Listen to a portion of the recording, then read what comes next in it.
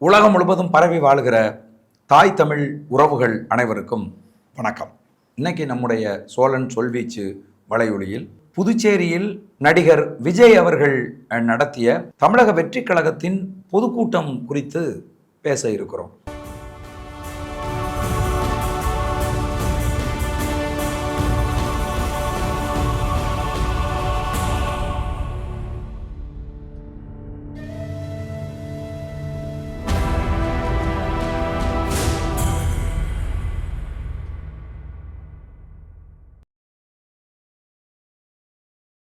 கரூர் கொடும் துயரத்தில் 41 தமிழர்கள் பலியானதற்கு பிறகு ஒரு நீண்ட மௌனம் சாதித்த தம்பி விஜய் அவர்கள் புதுச்சேரியில் ஒரு பொதுக்கூட்டத்துக்கு ஏற்பாடு செய்திருந்தார்கள். அந்த பொதுக்கூட்டத்துக்கு அனுமதி கொடுத்த புதுச்சேரி அரசு பல நிபந்தனைகளை விதித்திருந்தது.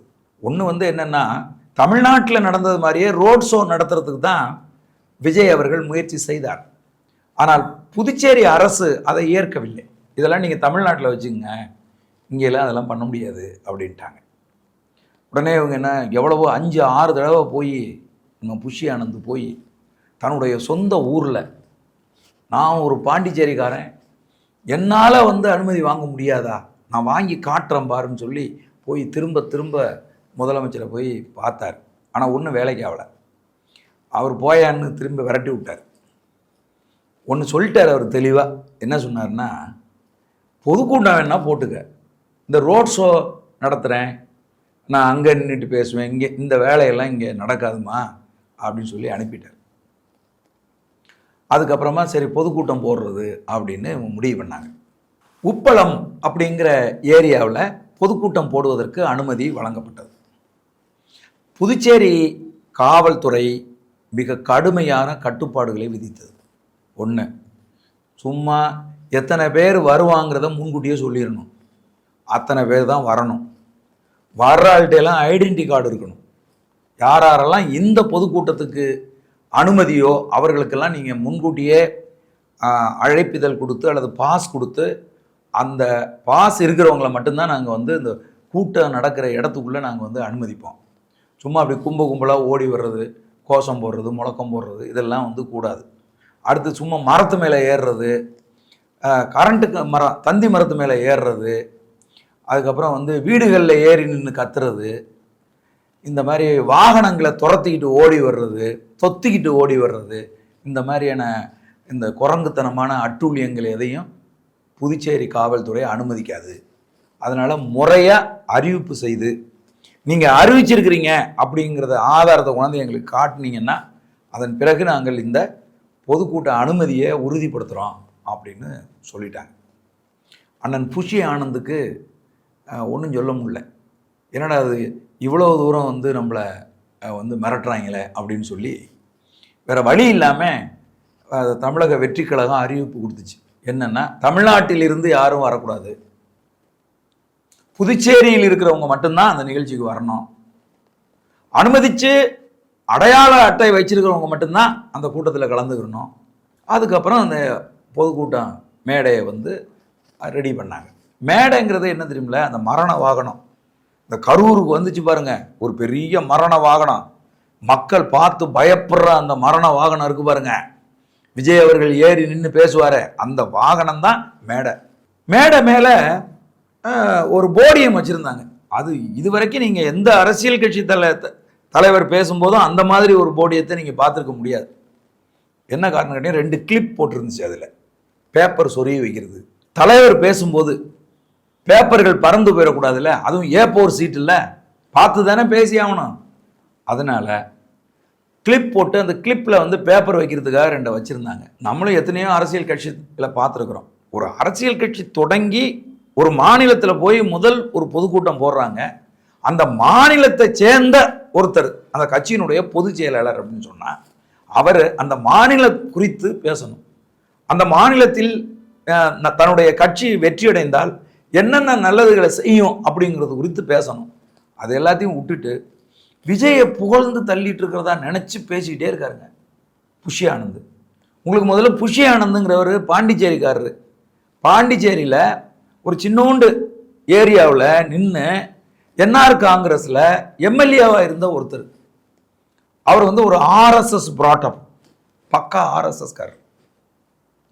நீண்ட நாளைக்கு முன்னாடியே திட்டம் போட்டு விஜயை டார்கெட் பண்ணி ஆர்எஸ்எஸ் உள்ள அனுப்பி வச்ச ஆள் தான் நீங்கள் வந்து புஷி ஆனந்த். அவர் ஆளை பார்த்தாவே தெரியும், அவர் நட உடை பாவனை பேச்சு இதெல்லாம் பார்த்தாவே தெரியும் அவர் ஒரு ஆர்எஸ்எஸ் காரன். அவர் உள்ள வந்து எப்பவுமே இந்த ஆர்எஸ்எஸ் காரர்கள் என்ன செய்ய மாட்டாங்கன்னா கும்பலாக ஒரு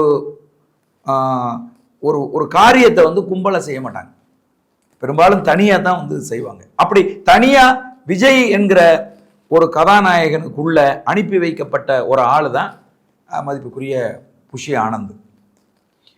அவர் தன்னுடைய வேலையை ரொம்ப சிறப்பாக செஞ்சுக்கிட்டு இருக்கார்.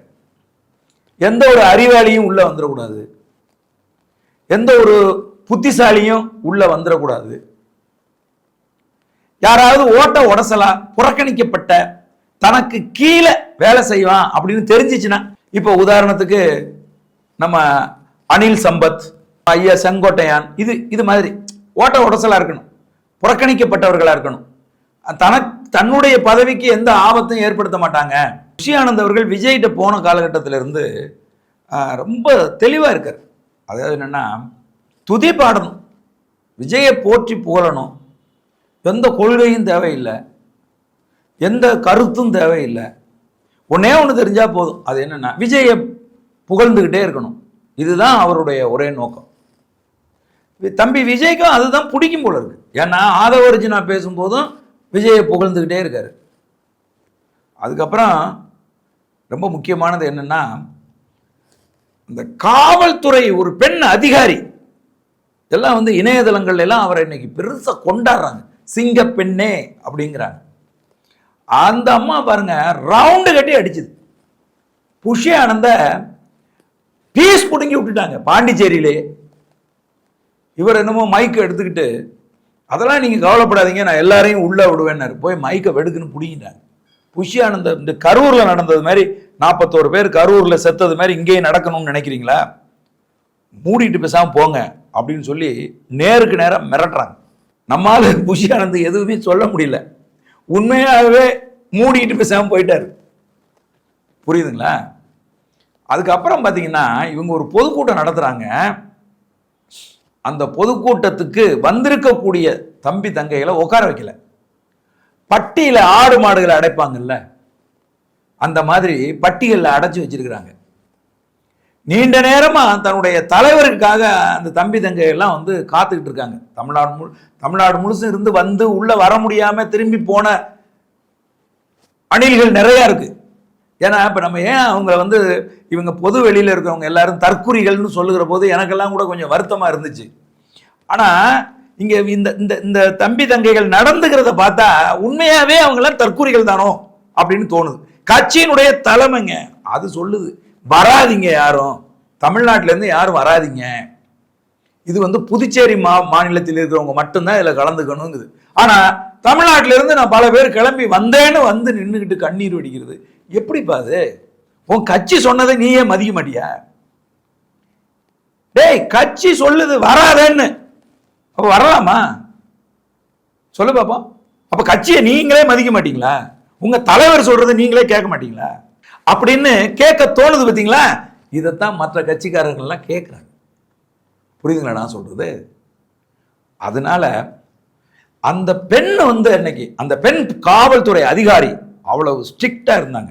ஏன்னா இங்கே அது மாதிரி எதுவும் அசம்பாவிதம் நடந்து விடக்கூடாது அப்படிங்கிறதுக்காக பிடிச்சி தள்ளு முள்ளு நிற்கிறது ஒரு நாகரிகமா ஒரு கட்சியினுடைய பொறுப்பாளர்கள்.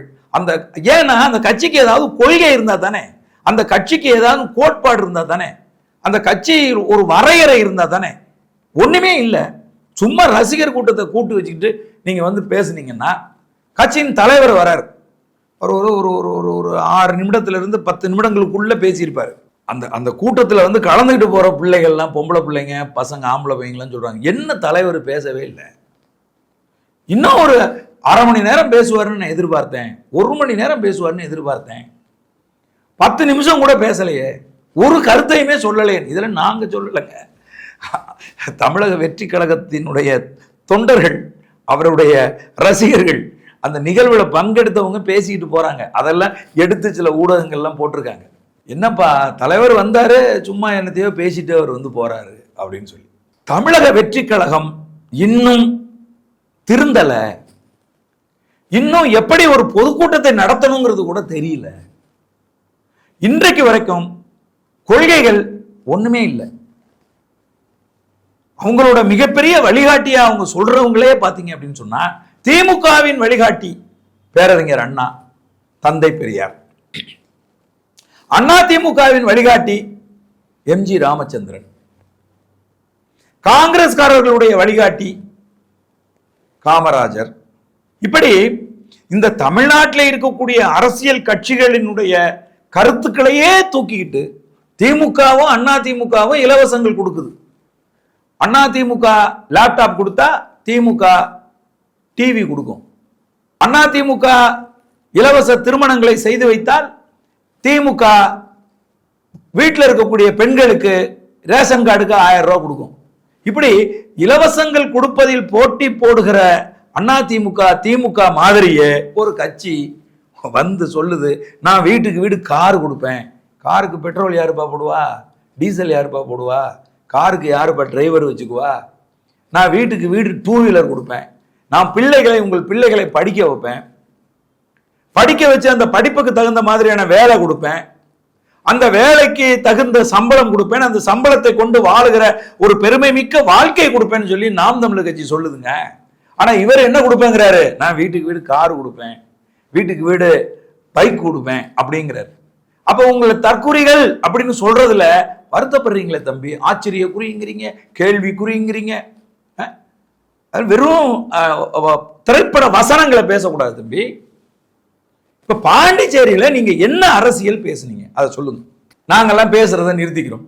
ஐயோ தம்பி வந்து முன்வைக்கிற அரசியலை பார்த்தா 15 ஆண்டு காலமாக நாம் தமிழர் முன்வைத்த அரசியலை அடித்து நொறுக்கிடுவாங்க போல இருக்க, அந்த மாதிரியான ஒரு அரசியலை முன்வைக்கிறாரு அப்படின்னு நாங்கெல்லாம் நடுநடுங்கி போற அளவுக்கு ஏதாவது பேசினியா தம்பி?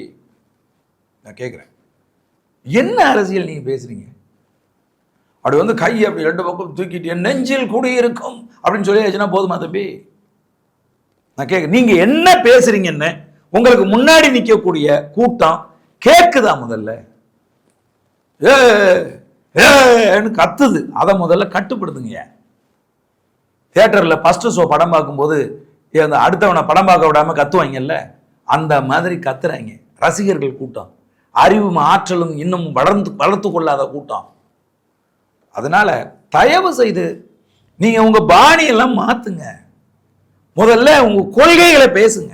தமிழ்நாடு முழுசும் நான் மக்களுக்கு இதெல்லாம் செய்ய போறேன், இதெல்லாம் என்னுடைய தத்துவம், இதையெல்லாம் என்னுடைய கொள்கை, இதெல்லாம் என்னுடைய கோட்பாடு அப்படிங்கிறத முன் வச்சு பேசுங்க.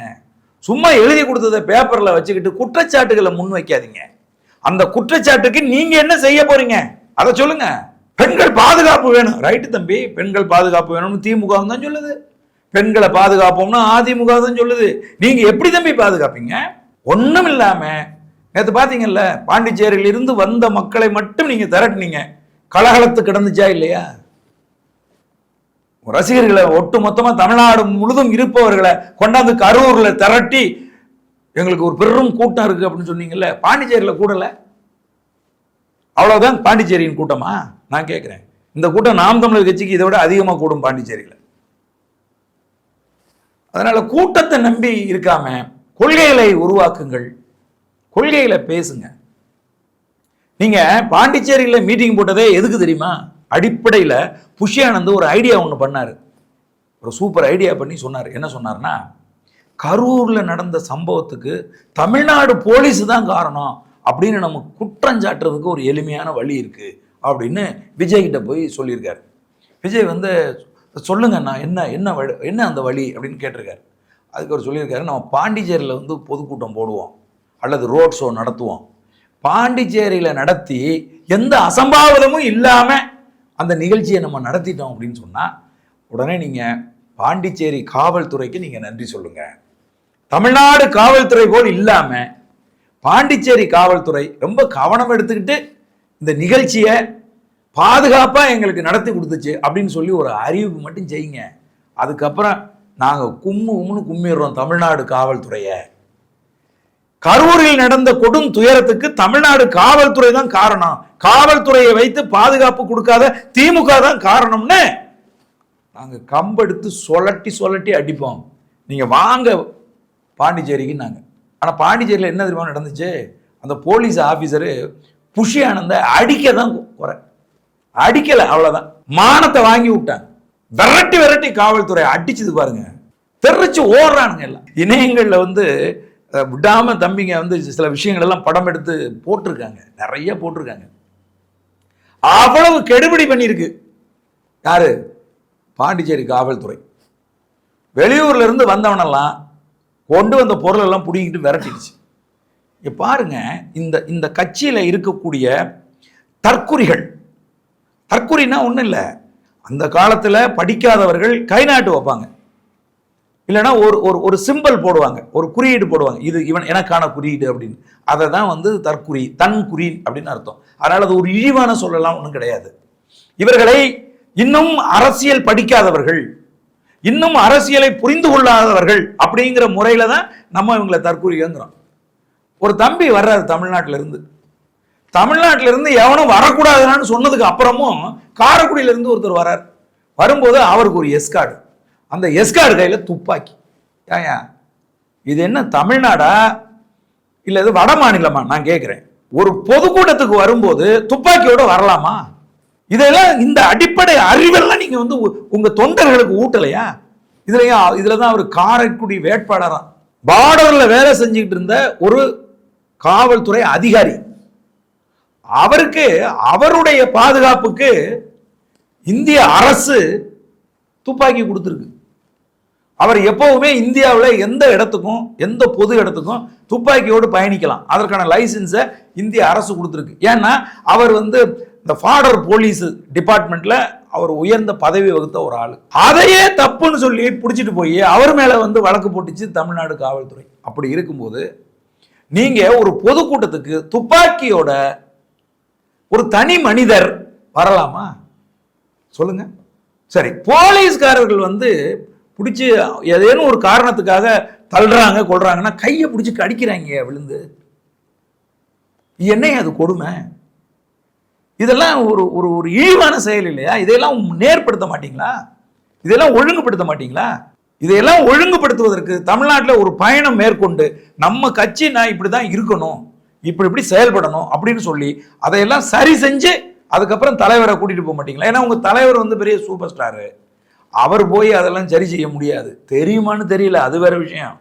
இப்போ அண்ணன் சீமான் அவர்கள் நாம் தமிழர் கட்சியை வச்சிருக்காங்க அப்படின்னு சொன்னா ஊருக்கு போய் உட்காந்து இப்படித்தான் நம்ம கட்சியினுடைய நிகழ்ச்சி தொடங்கணும், இப்படித்தான் நீங்கள் செயல்படணும், இப்படித்தான் முழக்கமிடணும்னு ஒவ்வொன்றையும் அவர் இந்த 15 ஆண்டு காலத்தில் உருவாக்கி வச்சிருக்காரு. அது போல சுயமா சிந்திக்கிற சக்தி, இன்னும் சொல்லணும்னா அரசியல் வார்த்தைன்னா திராணி தம்பி விஜய்க்கு இருக்கா இல்லைன்னு எங்களுக்கு தெரியல. செங்கோட்டையனும் அனில் சம்பத்தும் போன உடனே நம்ம விஜய் தம்பிக்கு தமிழ்நாட்டையே தன் கைக்குள்ள கொண்டு வந்துட்டது மாதிரி ஒரு பெரிய எண்ணம். அனில் சம்பத்தை பத்தி எல்லாம் உங்களுக்கு தெரியல. நாளைக்கே யாராவது ஒருத்தன் வேற ஒரு கட்சிக்காரன் கூட காசு கொடுத்தான்னா விஜயை விமர்சித்து விட்டு போய் விடுவார். விஜய் எப்படி விமர்சிப்பாருன்னு தெரியாது. 2 நெகத்துக்கு நடுவில் பேனை வச்சு இப்படி பொடக்குன்னு ஒடிப்பாங்கல்ல கிராமப்புறங்கள்ல பெண்கள், அந்த மாதிரி நொடக்குன்னு ஒடிச்சிட்டு போயிடுவார். அப்படின்னுவாரு விஜயா, அப்படின்னுவாரு விஜயா, ஒருமையில பேச ஆரம்பிச்சிருவார். அதெல்லாம் ஒரு அரசியல் கட்சி ஒரு மேடை பேச்சுக்கு தகுதியற்ற ஒரு தற்குறி அவர். உண்மையாவே பொது மேடைகளில் இயங்குகிற ஒரு அரசியல் கட்சியின் தலைவர் தமிழகத்தின் 3வது மிகப்பெரிய கட்சியா இருக்கிற நாம் தமிழர் கட்சியின் தலைவரை அவன் இவன் என்று பேசுவது, இதுதான் நீங்க கத்துக்கிட்ட அரசியல் நாகரிகமா ஐயா அனில் சம்பத் அவர்களே? யோசிங்க. இன்னும் சொல்ல போனா இன்னொரு பேர் கொடுத்துருக்காங்க இணையதளத்துல, ஜம்ப் அத் அப்படின்னு. ஜம்பத்தான், ஏன்னா கட்சிக்கு காட்சி ஜம்ப் பண்றாருல, அதனால அவர் ஜம்பத். நல்லா இருக்கு இந்த பேர், பொருத்தம் ரொம்ப சூப்பரா இருக்கு. திமுக, அப்புறம் மதிமுக, மதிமுக அதிமுக தினகரன் இருந்து அப்படியே ஜம்ப் ஆகி திரும்ப திமுக இருந்து ஜம்ப் ஆகி இப்போ தமிழக வெற்றி கழகத்துக்கு போயிருக்காருல, அதனால ஜம்பத் அப்படிங்கிறது ரொம்ப பொருத்தமா இருக்கு. விஜய்க்கு தப்பா யாரோ எழுதி கொடுத்துருக்காங்க. என்னன்னு எழுதி கொடுத்துருக்காங்க? பாண்டிச்சேரியில் ரேஷன் கடை இல்லை அப்படின்னு. டேய், ஒழுங்காக விசாரித்து எழுதி கொடுக்குறது இல்லையா? நான் வந்து என்ன பண்ணேன், இதை உறுதிப்படுத்துறதுக்காக திரைப்பட பின்னணி பாடகர் மதிப்புக்குரிய தம்பி ஜெயமூர்த்தி அவர்களுக்கு நான் அழைப்படுத்து கேட்டேன். ஏன்னா அவர் வந்து சித்தன் ஜெயமூர்த்தி அவர்கள் புதுச்சேரி தான் அவருக்கு சொந்த ஊர், அவர் குடும்பம் எல்லாம் புதுச்சேரியில் தான் இருக்குது. அதனால் நான் அவருக்கு அழைப்படுத்து கேட்டேன், தம்பி பாண்டிச்சேரியில் ரேஷன் கடைகள் இருக்கா இல்லையா அப்படின்னு கேட்டேன். தம்பி சொன்னார், அண்ணா இருக்குண்ணா அப்படின்னாரு. இல்லை தம்பி உறுதிப்படுத்தி சொல்லுங்க. இதில் உறுதிப்படுத்துறதுக்கு என்ன இருக்குன்னா, ஒரு குடும்ப அட்டைக்கு 10 கிலோ அரிசி இலவசமாக கொடுக்குறாங்க, அது எனக்கு நல்லா தெரியும். அப்புறம் நான் அதில் உறுதிப்படுத்த என்ன இருக்குது, பாண்டிச்சேரியில் ரேஷன் கடை இருக்குன்னா அப்படின்னு சொல்கிறார். பாண்டிச்சேரியில் வாழ்கிற ஒருத்தர், ரேஷன் கடையின் மூலம் பயன்படுகிற ஒருத்தர், சிட்டிசன் ஆஃப் பாண்டிச்சேரி, அவர் சொல்கிறாரு பாண்டிச்சேரியில் ரேஷன் கடைகள் இருக்குன்னு. அப்போ யார் எழுதி கொடுத்தது தப்பா? இன்னைக்கு இணையதளங்கள் பூரா உட்காந்து அதுக்கு தாண்டா நாங்கள் சொன்னோம், உன்னை தற்கொலைன்னு சொன்னோம் அப்படின்னு சொல்லி எல்லாரும் போட்டு கும்முறாங்க. கும்முனாலும் வருத்தப்படுறீங்க. ஏண்டா, ஒரு மாநிலத்தில் ஒரு யூனியன் பிரதேசத்தில் என்ன இருக்கு இல்லை அப்படின்னு இப்போ நான் எப்படி அங்கே இருக்கிற ஒரு ஆள்கிட்ட ஃபோன் பண்ணி கேட்டனோ அந்த மாதிரி ஃபோன் பண்ணி கேட்காம கூகுள் பண்ணி பார்த்துட்டு ஏண்டா எழுதியாடா கொடுப்பீங்க? இந்த தம்பி விஜய் ஒரு வார்த்தை கேட்டிருக்கணும், ஏப்பா இது உண்மையா, அதை கிராஸ் செக் பண்ணி சொல்லுங்க. ஐயோயோ, எங்கள் அண்ணன் சீமாண்டெல்லாம் இந்த மாதிரிலாம் வந்து சொல்லிட்டு தப்பிக்கவே முடியாது. அதை 10 பேர்கிட்ட வெரிஃபை பண்ணுவார். என்ன அவன் தம்பி இப்படி சொல்கிறானே, பாண்டிச்சேரியில் அது இல்லையா, பாண்டிச்சேரியில் இது இல்லையா அப்படின்னு. அவருக்கு தெரிஞ்சதெல்லாம் ஒன்றே ஒன்று, விஜய் வாழ்க, விஜய் வாழ்க. விஜய்க்கு துதி பாடுறதற்காக படைக்கப்பட்ட ஒருத்தர் தான் மதிப்புக்குரிய புஷி ஆனந்த். புஷி ஆனந்த் அவர்களை வைத்துக்கொண்டு விஜய் ஒருபோதும் வெற்றியாளனா மாறவே முடியாது. இது வந்து சத்தியம். நீங்க வேணா பாருங்க. ஏங்க, அரசியலோட அடிப்படை எதுவுமே தெரியாத ஒரு ஆளை வச்சுக்கிட்டு, அதுவும் கட்சியோட பொதுச் செயலாளர்னு வச்சுக்கிட்டு 10,000 பேர் தானே வர்றான்னு சொன்னேன், என்ன இவ்வளவு பேர் திரண்டிருக்கான், நிகழ்ச்சி ரத்து அப்படின்னு சொல்லி ரத்து பண்ணிருக்கணும். அதை செய்யாததுதான் காவல்துறையினுடைய தவறு, திமுக அரசினுடைய தவறு. ஆனால் அந்த விஷயத்தில் இன்னைக்கு வந்து புதுச்சேரி காவல்துறை மிக திறமையா அதாவது புதுச்சேரிக்கு வெளியில இருந்து வந்தவன் எவனா இருந்தாலும் அடிச்சு விரட்டுச்சு, யாரையும் உள்ள அனுமதிக்கல. எவனா இருந்தாலும் மெட்டல் டிக்டேட்டர் வச்சு செக் பண்ணி தான் உள்ள அனுப்பிச்சான். அப்படிதான் இவன் துப்பாக்கி வச்சிருக்கிறத கண்டுபிடிச்சாங்க, வழக்கு போட்டிருக்கு இப்போ. அதனால காவல்துறை, தமிழக காவல்துறை இதெல்லாம் கவனமா இருக்கணும். சும்மா வந்து விட்டுவிட்டு அப்புறம் வந்து குய்ய முறை இப்போ உங்க மேல குற்றம் சுமத்துறதுக்கு தான் அவங்க புதுச்சேரியில் போட்டாங்க. அதனாலதான் விஜய் அவர்கள் வந்த உடனே புதுச்சேரி காவல்துறைக்கு நன்றி அப்படிங்கிறார். புதுச்சேரி காவல்துறை போட்டு கும்மாங்குத்து குத்துனதை விட்டுட்டாரு. அதனால விஜய் அவர்கள் இன்னும் திருந்தவில்லை. அவர் இன்னும் தன்னுடைய கட்சியினரை ஒரு வடிவமைப்புக்குள்ள கொண்டுகிட்டு வரல. வெறும் துதி பாடல்கள் பாடுறதை நிறுத்தணும். கட்சியினுடைய கொள்கை என்ன என்பதை அந்த கட்சியினுடைய தலைவராவது பொது மேடைகளில் பேசணும். இதுதான் நாம் முன்வைக்கிற கோரிக்கை. நன்றி, வணக்கம்.